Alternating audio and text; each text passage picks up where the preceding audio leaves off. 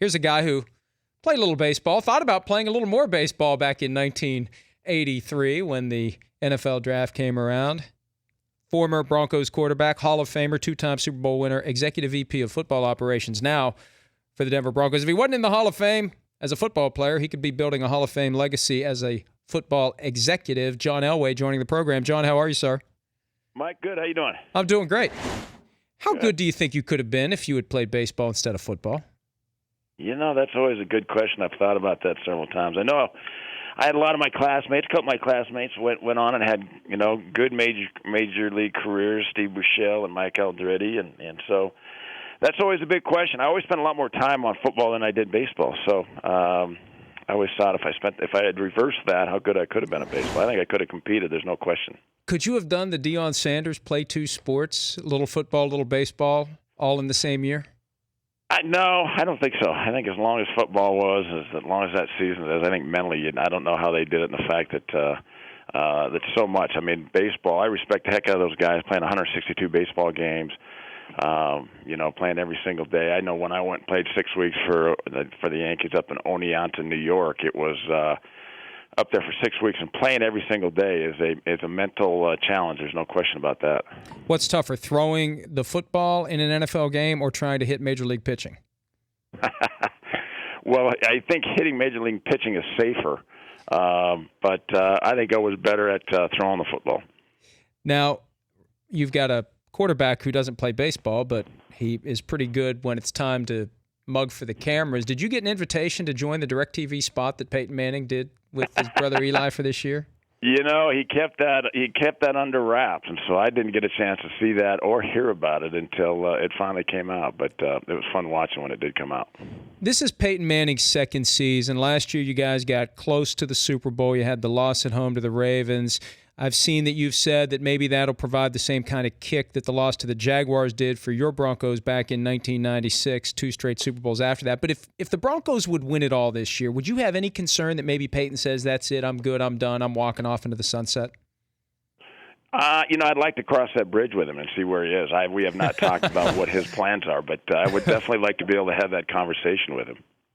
Do you go back and watch any of the Ravens game, especially like the last part of regulation, or is that something you just avoid at all costs? No, I watch it. I mean, I think it's good to, you don't want to just totally put it out of the picture. I think we have to learn from it, and I think when, looking back at it, I think, a lot of people want to point at, what happened late in that game, but the bottom line is we just have to play a better football game than we played.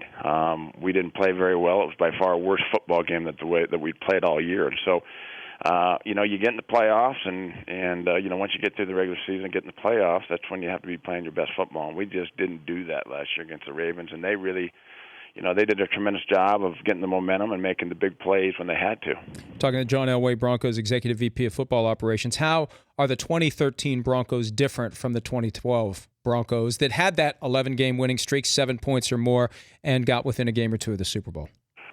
Well, it's always hard to say, but I think that when you look at it, especially when you look at with Peyton coming back and being here his second year and really haven't answered all the questions about his health, he's had a tremendous camp and is throwing the ball very well. He's much more comfortable with everybody around him and with the organization. And so I think, way ahead of there, Peyton's way ahead of where he was when he first got here last year. Obviously, adding Wes Welker to the offensive side will be a great weapon for Peyton on the inside in the slot and really take some pressure off Decker and Demaryius Thomas on the outside. So good combination there. Luis Vasquez we added at right guard, who's solidified the offensive line for us. And so, we feel pretty good about where we are. Obviously, we got a long way to go, but, I think that we made some strides from where we ended the season last year. Visiting with John Elway, Hall of Fame quarterback with the Broncos, now the Executive VP of Football Operations, and he's put together a great team. One of your key components, linebacker Von Miller, has an appeal hearing Thursday on a proposed 4-game suspension for violation of league policy. When do you expect to know whether or not you're going to have him available week 1 when the Ravens come back to Denver?